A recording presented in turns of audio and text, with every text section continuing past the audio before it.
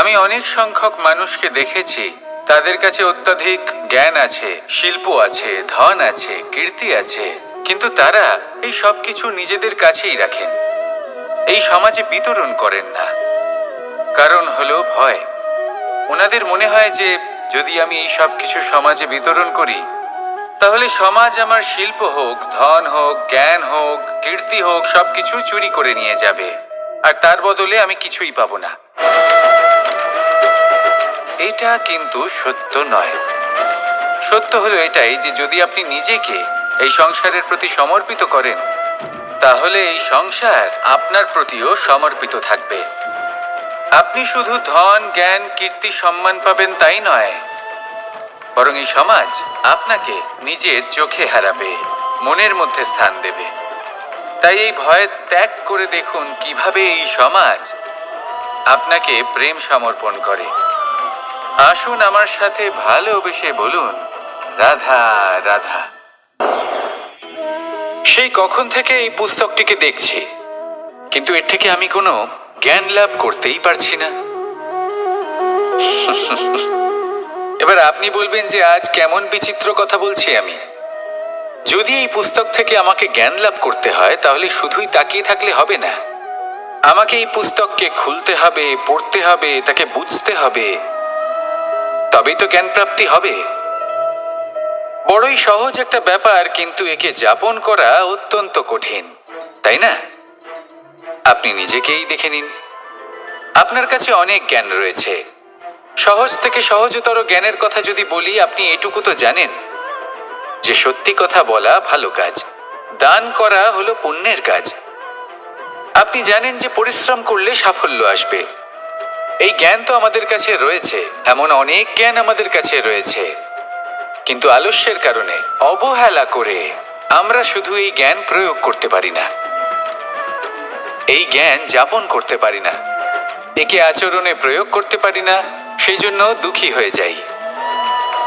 তাই আপনার কাছে যা যা জ্ঞান আছে, যা যা জ্ঞান আপনি লাভ করেছেন, সেই জ্ঞান যাপন করা শুরু করুন, জীবনে প্রয়োগ করতে শুরু করুন। এই মন প্রত্যেকটি মুহূর্তে প্রসন্ন থাকবে, আর লক্ষ্যপ্রাপ্ত করে এই মন বলবে, রাধা রাধা। এই সংসারের সব থেকে বড় সুখ কি? কেউ বলবেন নিজের লক্ষ্য প্রাপ্ত করা, কেউ বলবেন ধন উপার্জন করা, কেউ বলবেন নিদ্রাই সব থেকে বড় সুখ, কেউ বলবেন রাজ্য লাভ করা, আবার কেউ বলবেন মাতার হাত থেকে খাবার খাওয়া, আদি ইত্যাদি। কিন্তু যদি সত্যি কথা বলি, এই সংসারের সব থেকে বড় সুখ হলো সেবা করা। কখনো কাউকে সেবা করে দেখুন। এই সেবা দ্বারা অন্য কোনো মানুষের আশীর্বাদ লাভ করাতেই সুখ রয়েছে। আপনার সেবা ভাব দ্বারা যখন কোনো মানুষ নিজের অন্তরাত্মা থেকে আপনাকে আশীর্বাদ করে, তার থেকে বড় সুখ আর কিছুই নেই। কারণ প্রত্যেক মানুষের মধ্যে ঈশ্বর বাস করেন। নরের সেবাই হলো নারায়ণের সেবা। নিষ্কাম সেবা করাই হলো সব থেকে বড় সুখ। তাই নিজের অন্তরে সেবার এই ভাব জাগ্রত করুন। যে সুখের কথা আমি বলছি, সেই সুখ অনুভব করেই দেখুন। এই মন সুপ্রসন্ন হয়ে বলবে, রাধা রাধা। বাহ! পুষ্পের সুবাস আমার খুব ভালো লাগে। অত্যন্ত সুন্দর হয় এই পুষ্প। এইভাবে চারিদিকে পুষ্প দেখে মন আনন্দিত হয়ে ওঠে। এবার আপনারা ভেবে দেখুন, আমার চারিদিকে পুষ্প নয়, আগুন আছে। তাহলে কি হবে?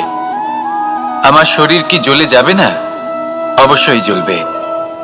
শরীরকে কি আগুনের তাপ সহ্য করতে হবে না? অবশ্যই সহ্য করতে হবে। এটাই হলো প্রকৃতির নিয়ম। এই নিয়ম কিন্তু আমরা সবাই জানি, কিন্তু আমাদের মধ্যে বেশিরভাগ মানুষ এই বিভ্রান্তি নিয়ে বাঁচি যে এই যে প্রকৃতির নিয়ম, তা আমার ওপর প্রযোজ্য নয়। তা কিন্তু নয়। আমাদের চতুর্দিকে এই যে নিসর্গ রয়েছে, আমরা তার কতটা ক্ষতি করি সেটা একবার ভেবে দেখুন। আমরা বনাঞ্চল জ্বালিয়ে দিই, বায়ু দূষিত করি, জল দূষিত করি, প্রাণীদের হত্যা আমরা করি। কেন? এই নিসর্গ আমরা নষ্ট করি, যদিও আমরা জানি যে আমরাও হলাম এই নিসর্গেরই অংশ।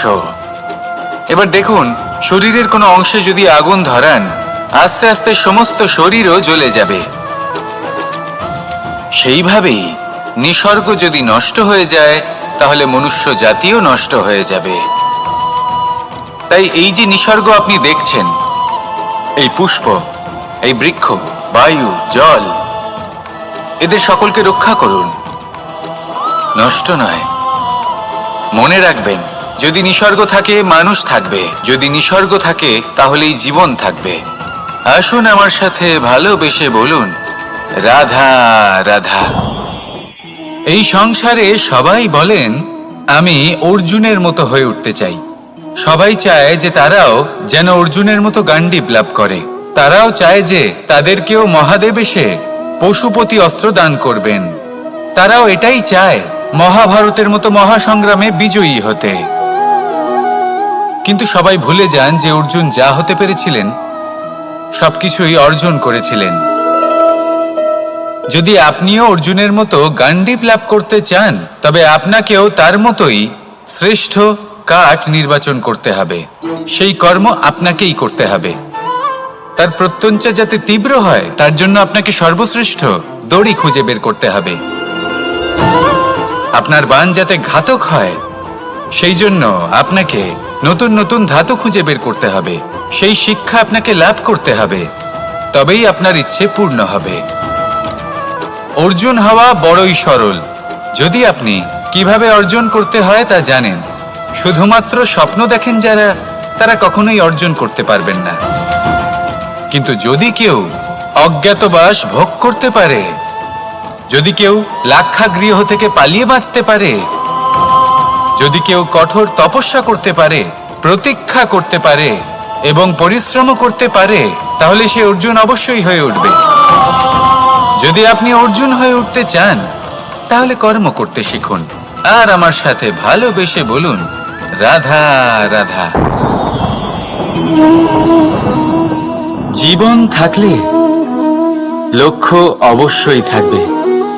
যদি লক্ষ্য থাকে, তার পথ অবশ্যই থাকবে। যদি পথ থাকে, তাহলে বাধা অবশ্যই থাকবে।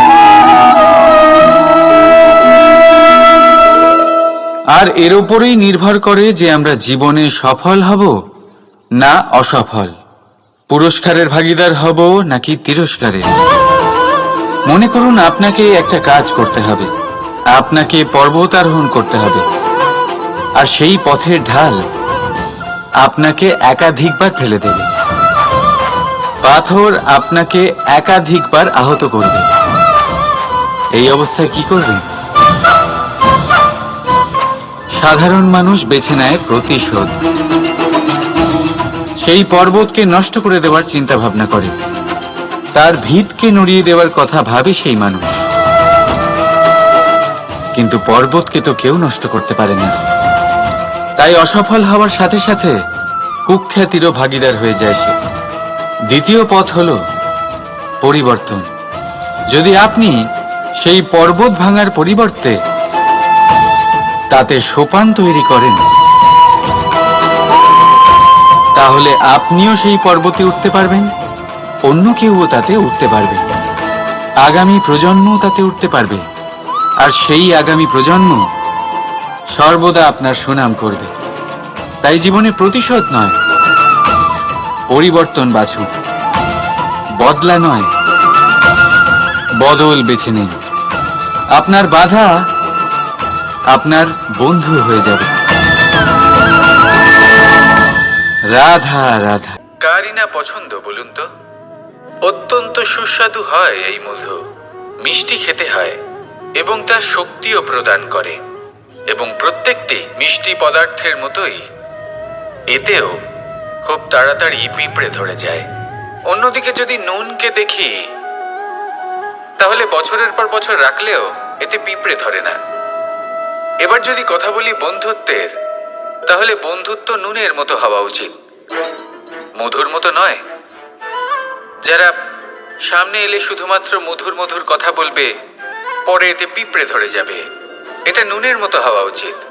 প্রকৃত বন্ধু হলো সে যে সময় এলে পরে আপনার সামনে আপনার প্রকৃত সত্য তুলে ধরবে, তা সে যতই কঠিন হোক না কেন।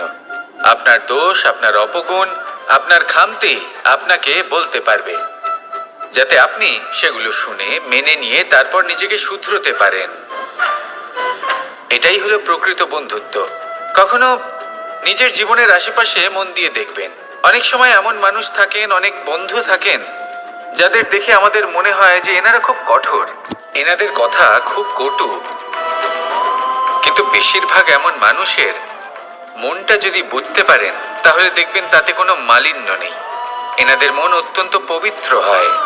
যদি আপনার জীবনেও এমন কোনো ব্যক্তি থেকে থাকে, এমন বন্ধু থাকে, তাহলে তাদের আগলে রাখুন আর আমার সাথে ভালোবেসে বলুন, রাধা রাধা।